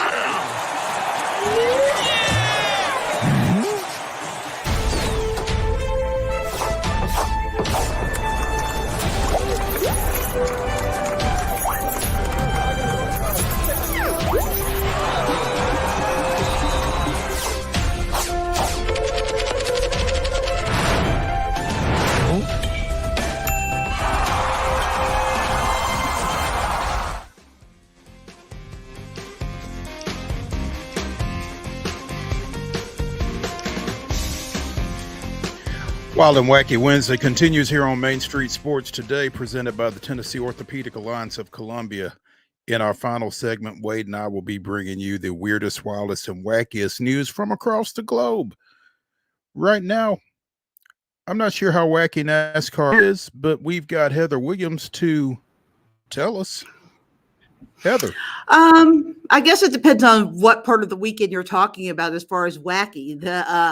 The race itself, at least at the front of the race, was not that wacky. Kyle Larson dominated, but there were some some weird things going on behind him. We had a trade in the NASCAR garage, which never happens. It's been close to 20 years since anything like that's happened. So, a little weird, a little wacky along the way. Expound on that. On the trade? Yeah. Okay, well, so basically it was announced at Bristol that Justin Haley is moving from the 51 car of Rick Ware Racing to the 7 Aspire Motorsports, and Corey LaJoie, who was in the 7, is going to the Rick Ware car. Basically, there was a little bit of like animosity or contention because Justin Haley was going to sign a contract that puts him in the Hendrick camp with Rick Ware race or with Spire Motorsports, but he saw the contract with Rick Ware. And so the two groups kind of got together. Corey LaJoie, it was already announced, was out of that Spire 7 car. So they got together and they just came up with this plan. I think they feel like it works best, at least to finish out the year for both of them. I don't think that Spire or that Rick Ware rather really wanted Justin Haley in their car for the rest of the year when he's not going to drive it next year. And Corey LaJoie doesn't have a home for next year. Rick Ware wasn't 100% sure that they wanted to go with Corey, so they're using this final 7 races as a little bit of an audition for him. And so I actually think this makes more sense than what we do in NASCAR, which is announced, in June that Michael McDowell is going to Spire, but he's going to finish, the next 5 months in his 34 car. I think it actually makes way more sense to me. It just doesn't happen very often. I can only think of one other time where anything even like this has happened. It's certainly different, I guess. It is very different. But I mean, it seems to be best for everybody involved. At least that's the front they're putting up. And I think it's good. I think it's going to be good specifically for Corey, who doesn't have a job next year, because he's getting a jump start with a 7-month audition or 7 race, or rather audition in this car to see what he can do and see if he's their driver for next year. Okay. Larson wins at Bristol, followed by Chase Elliott, Bubba Wallace, Denny Hamlin, and Christopher Bell, finishing out the top 5. I guess it's never really a surprise when Kyle Larson wins, because you and Wade were talking not too long ago that he may be, kind of the equivalent of the boxing pound for pound guy, regardless of what you're racing on or what track or what surface or whatever it is, he may be the best guy out there. So, like I said, never a great surprise when he is in the victory circle. But out of that top 5, was there anything that kind of caught you off guard? No, off guard, no. I think the 2 biggest stories, other than Kyle's domination, were Denny Hamlin coming and performing, having a solid performance, doing what he needed to do to what at the end ended up advancing to the next round pretty easily. And then I think Bubba Wallace jumping in there and kind of breaking up the playoff driver party. He's good at Bristol, but he seems to find bad luck. Like, he's won here in the lower divisions before, but he's never put together a complete race where luck hasn't caught up with him. His car was really good throughout the whole race. He was in the top 5. As soon as the green flag dropped, he didn't have great qualifying. I think he was like 12, 13, something like that. But as soon as the green flag dropped, he drove straight to the top 5 and he stayed there all day long. So that was really good for him. Not a surprise per se, but just nice to see him put that together and break up the party of all those playoff drivers up front. Speaking of the playoffs, we said farewell to a couple of folks, including Martin Truex Jr., who's retiring from full-time competition after this season. Is that right, Heather? Yeah, he's already got a ride. He's going to run the Daytona 500 in a car that I think is going to be a joint venture between Joe Gibbs Racing and 23XI. So he's going to run a handful of races. I think Martin would really like to get the Daytona 500 victory. Every driver would, I think. But yeah, full-time, he's done at the end of this year. So we say bye to him. Brad Keselowski also eliminated, and it sounds like Gibbs and Burton are also gone. What does that do to we've discussed this before. Are we reshuffling the deck now? Who sits in good position or who sits in bad position, or are we kind of back to a new slate here, as it were? Well, they get reseeded based on the points that they have, and then the bonus points that you earn for winning stages and winning races. The four drivers that are below the cutoff right now would be Chase Briscoe, Austin Cindric, Alex Bowman, and Daniel Suarez are the four that are below the cutoff right now. But nobody got a ton of bonus points this year because nobody won an obscene amount of races during the regular season. So those guys are within what can be made up in one race of getting into the top. I guess now we're cutting down to 8. So nobody is out of it heading into this first week of the second round at Kansas. Everybody absolutely has a chance. In fact, I would argue that some of those guys below the cut line, this second round shapes up very nicely for them. I think this is a great round track-wise for Chase Briscoe, for Daniel Suarez, and for Austin Cindric. All three of those guys are very good super speedway racers and very good road course racers. So this round, with having Kansas, which is a mile and a half, but then having Talladega and the Roval at Charlotte, sets up really nicely for those three drivers specifically. And some of the guys that are above the cut line maybe have a little bit more reason to be concerned than some of the guys below the cut line.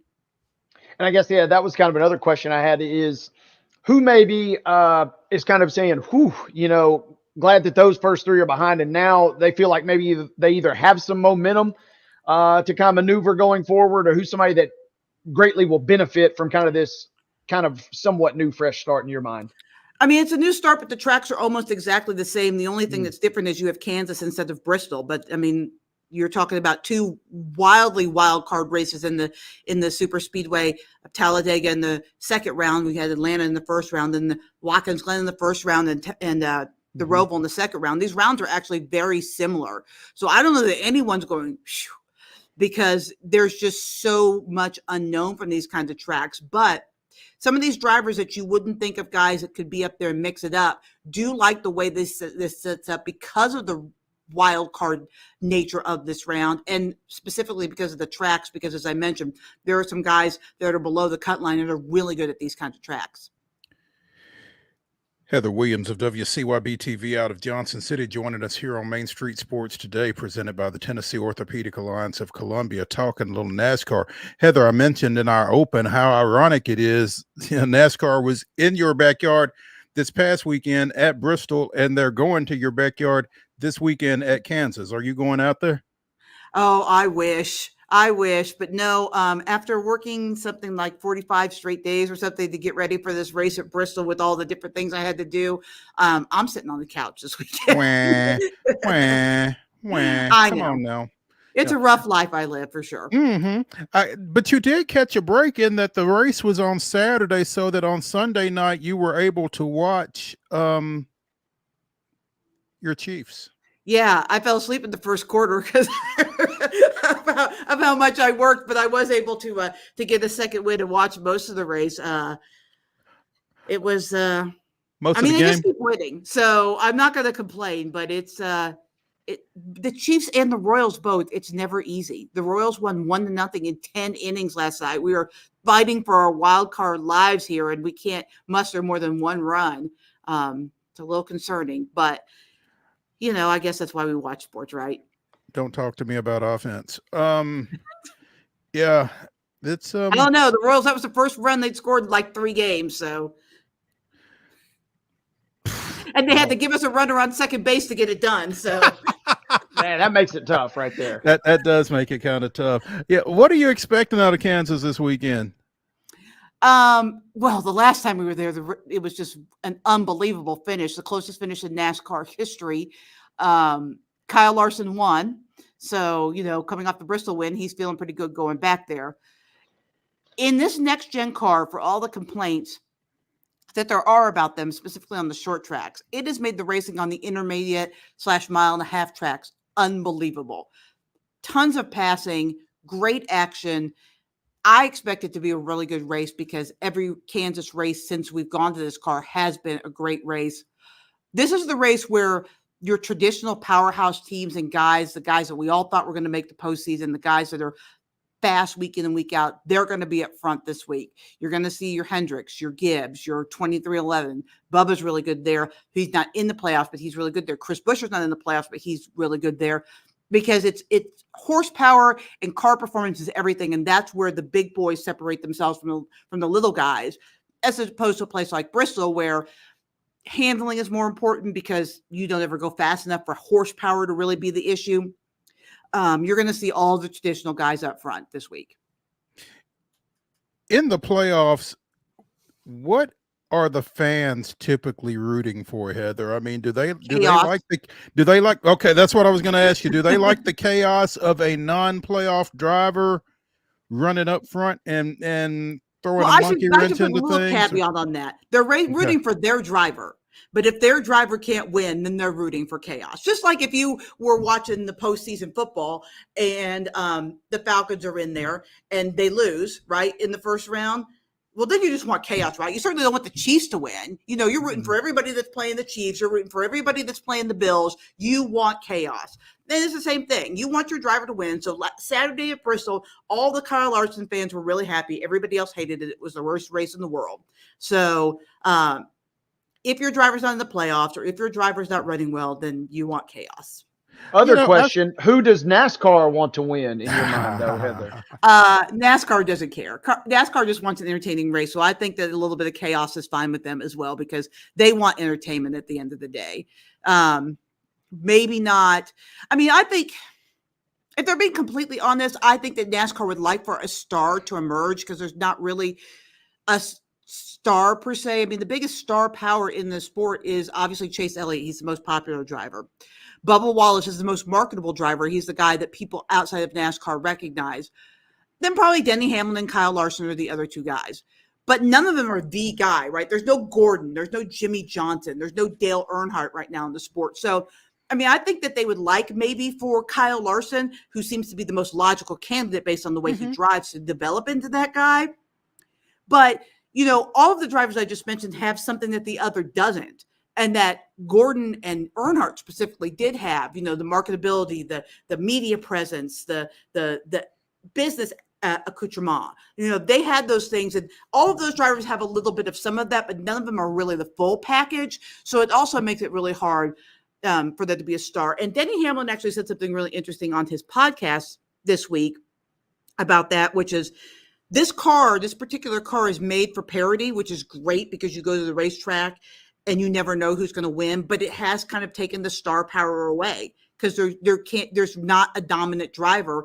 And really it's hard for there to be a dominant driver on this car because the cars are so equal. You know, as you were going through all that before, you said that Kyle Larson is probably the guy that NASCAR would like to see emerge as that guy. What is it that he needs to do to be that guy? How does he go about becoming that guy? Well, I don't know Jeff Gordon, NASCAR, but I think he's the most logical guy because he's the guy that has the potential to win the most races.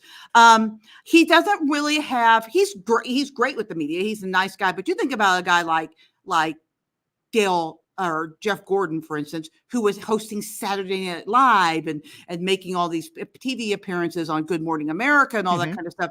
It's not really Kyle's deal. When he's out of the track, he's running a dirt race. He's running the Indy 500, right? He's a racer, and that's all he does. These commercials and all that kind of stuff. That's not really his gig, right? A guy would be more along those lines would be Denny, or maybe Bubba would be the guy that would be doing more of, because, you know, Denny especially does the podcast. He's made a bunch of commercials. One of the great commercials was nice PJs, because he's standing there in his fire suit. The kid does nice PJs. So like I said, they all have a little bit of something that the other needs to be that driver.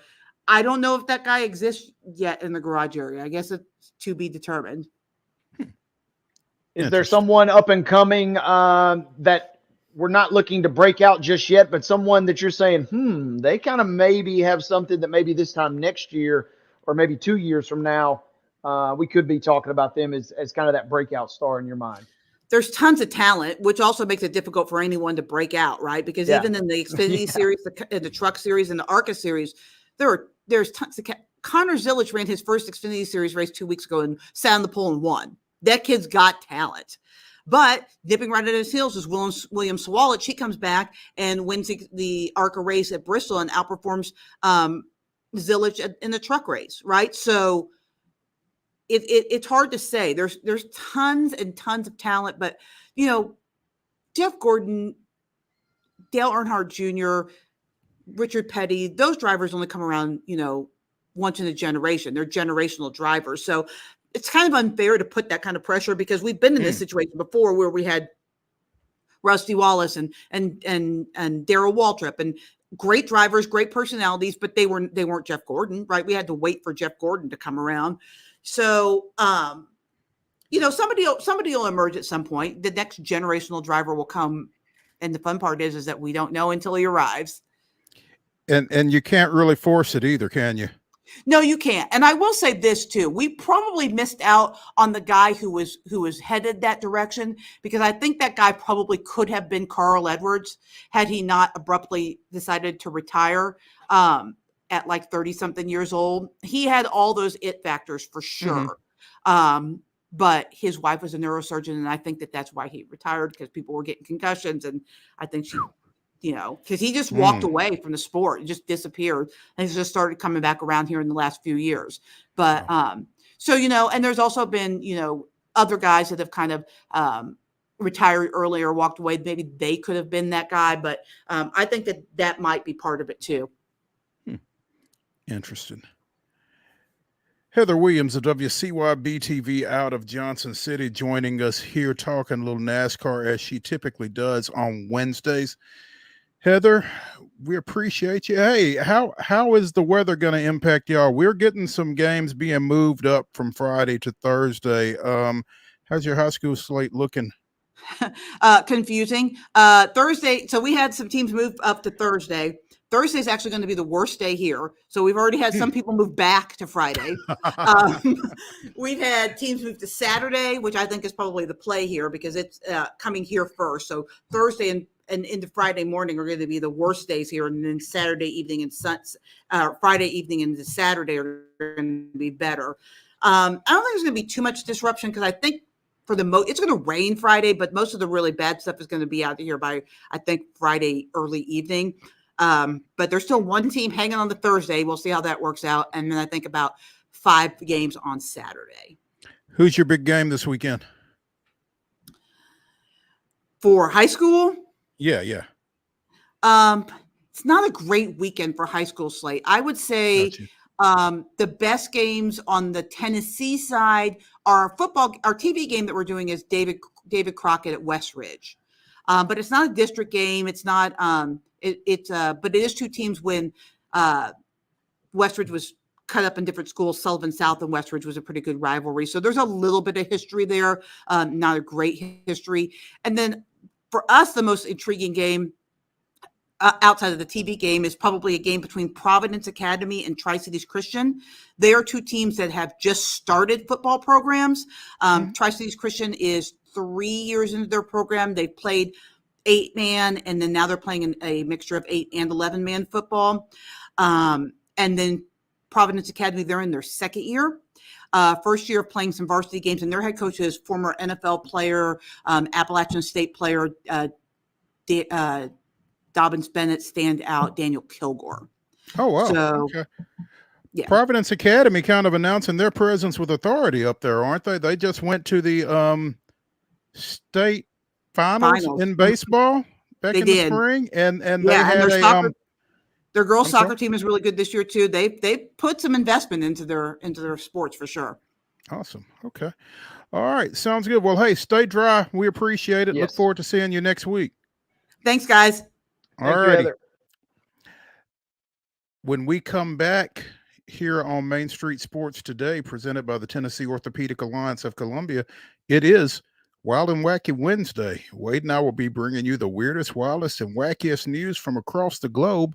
So stick around when we return to the Lee Company studios after this.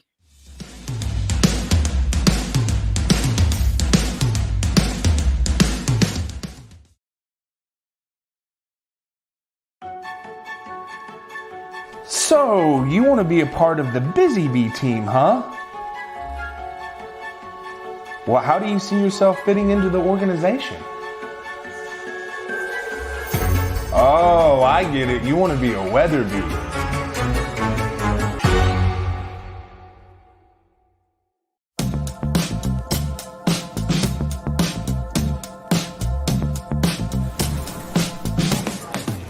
Do you wanna be a bad man? Yes, you do. Do you wanna taste sweet salvation underneath the summer moon? Do you need another hand now? Yes, you do.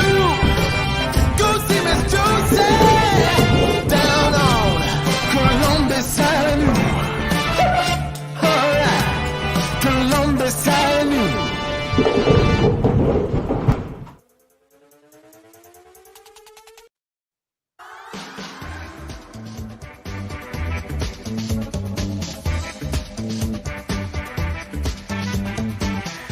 This is Wild and Wacky Wednesday here on Main Street Sports Today, presented by the Tennessee Orthopedic Alliance of Columbia. I am Maurice Patton. That is Wade Neely, and we are going to bring you the weirdest, wildest, and wackiest news from across the globe. So, as Wade likes to say, buckle up. But don't buckle up too tightly, because you might get squeezed like this woman from Thailand did. This woman's in her house, minding her own business, preparing to do her evening dishes, when she felt a sharp pain in her thigh and looked down to see a huge python taking hold of her. We talked about pythons last week. They were being harvested down in the Florida Everglades. I guess this woman wishes somebody had come and harvested this one. 13 to 16 feet long. Oh, mama. Coiled around her torso. Bit her a few times, but these pythons aren't poisonous, so thank goodness. I guess the bites don't hurt when they're not venomous. You're right. But they kill their prey by gradually squeezing the bat. I mean, you know about pythons. You know what they do.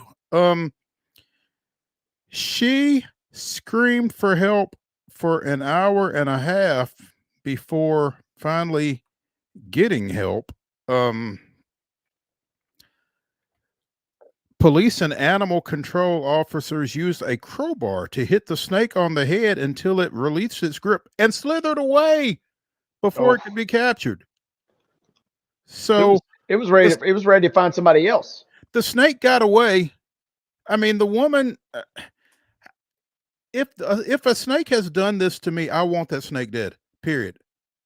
Now, I want most snakes dead, to be honest. But I mean, I don't know how inept are you that you let a 13-foot snake get away in that situation.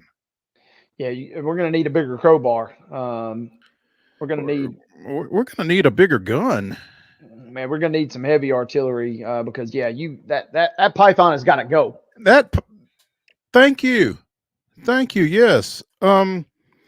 She was treated for several bites, but appeared to be otherwise unharmed in videos of her talking to Thai media afterwards. I mean, might want to check her ribs. I don't know.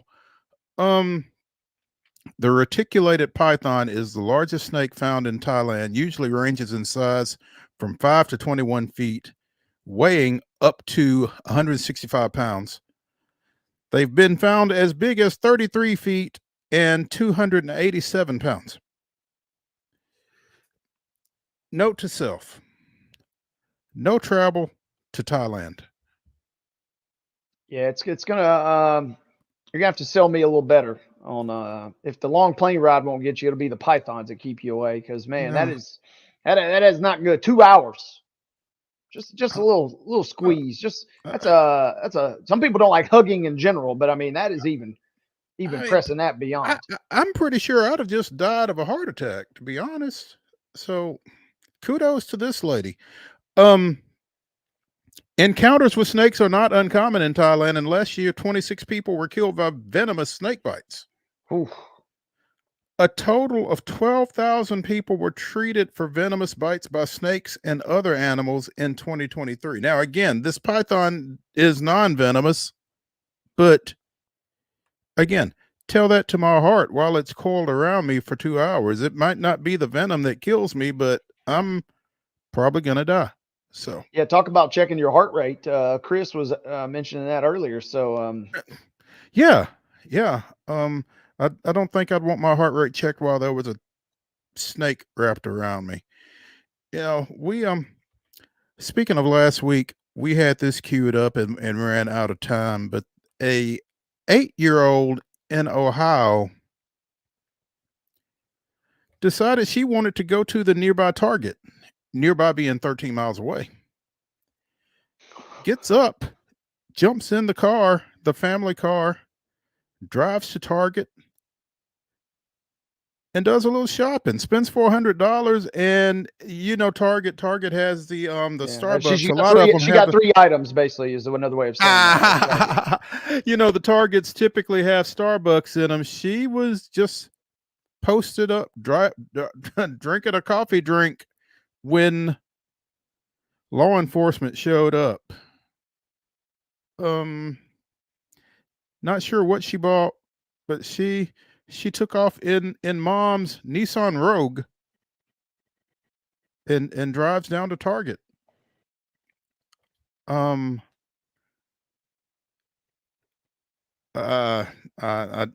don't. I'm speechless on this. 8 years old. Hey, well, you're speechless, but what I'm saying, or what I'm thinking, is University of Georgia standout coming up soon. Hello. Could very well be. Kirby Smart is saying, "Hey, we might have a spot for you on our team with these type of traffic infractions she's busting out here." She's getting the traffic infractions out of the way early. Absolutely, she did let law enforcement know that she hit a mailbox on the way. Well, truthful, which is at least you like to see a little bit. That it's also reminded me of who's our boy Latarian Milton back in the day. He said it's good to do bad things. He just wanted to do hood rat stuff with his friends when he stole his grandma's car. This lady is kind of in the same vein here. She's just doing the Valley Girl version of doing hood rat stuff with her friends here. It sounds like the fact that you remembered that name is pretty amazing to me. Yes, Latarian, that's awesome. He just wanted to do hood rat stuff with his hood friends. Rat stuff. It's good to do hood. That's funny. And I mean, hey, it's pumpkin spice season. I mean, I've seen some people.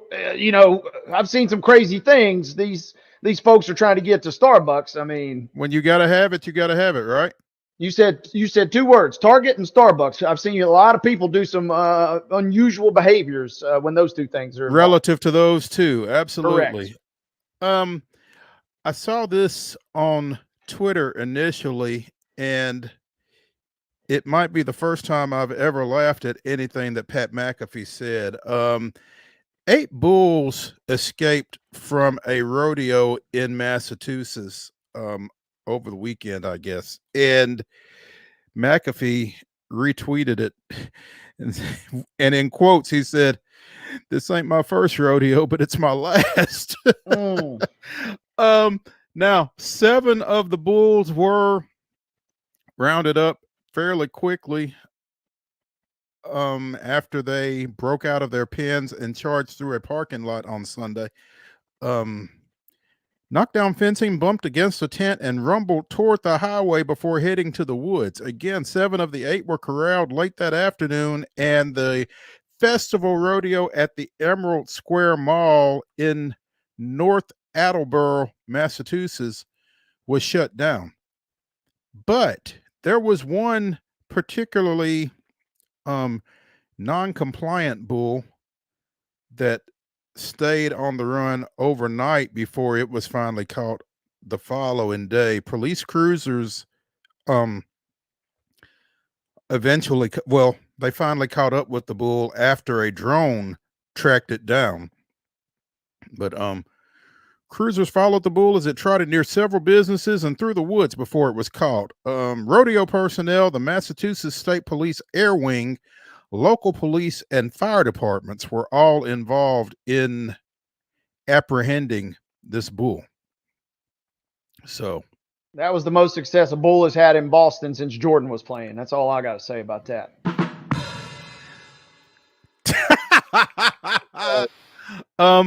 Big difference in bulls and was on the loose. And bills, I guess, huh? Yes. Yeah, Zach LaVine and Alonzo Ball could never do in Boston what that bull did. Clearly, that's pretty amazing. That a bull on the loose. Finally, wait, you said that you had a Wild and Wacky? Were you ever able to locate it? Did we? Well, the Wild and Wacky, I kind of mentioned this the other day. Oh, and, yeah. I remember now. If you don't want to, you don't have to. I put you on the spot, and now I remember we talked about this off air. Well, no, it's interesting because there's been a lot of weird declarations on the internet and college football teams this year. Florida State had the famous guy who said, he was going to eat a cup of poop if they somehow lost. I think it was to Boston College. Well, that tweet was deleted, and Florida State continued to lose games. It might have been Georgia Tech, actually, because I think the gag went on for a couple of weeks. Well, something similar happened this weekend where a Kansas State commenter, if you will, had basically declared that if Kansas State, there was no way Kansas State was going to lose on the road at BYU. And so much so that if Kansas State were to somehow lose, I forget the exact number, but he was prepared to, quote, shove Taco Bell cheesy gordita crunches where the sun don't shine, as into some might a certain say. orifice. Yes. And so that alone was suspect. Kansas State's performance alone was suspect, as they got whooped 38-9. BYU still undefeated, by the way. But what was phenomenal and what was outstanding, BYU, Quick Draw McGraw, their Twitter account immediately was St. Bill Snyder, which is a great troll account, chimed in and said, that was the original account. Yeah. St. Bill Snyder said, if K-State loses to BYU, I will shove a beefy 5-layer burrito up my, like I said, keister. And BYU replied with a tweet, and it simply said, live Moss after the game. So BYU, man, they are not only undefeated on the field, they are undefeated on the internet. They clearly. Cougs are rolling right now. They got a big game coming up this weekend, I think, taking on Baylor on the road. California cat made its way back home from Yellowstone, where its owners had lost track of him on a camping trip. Rainbow, Raynebeau, pronounced Rainbow, got lost at Yellowstone during a summer camping trip. Somehow, the kind of way, made it back home. Well, not home, but back to California from the national park. Benny and Suzanne Aguiano and 2 cats got to Yellowstone on June 4th. Rainbow was startled, ran into the nearby trees. Couple looked for Rainbow, could not find him. Finally had to return to Salinas.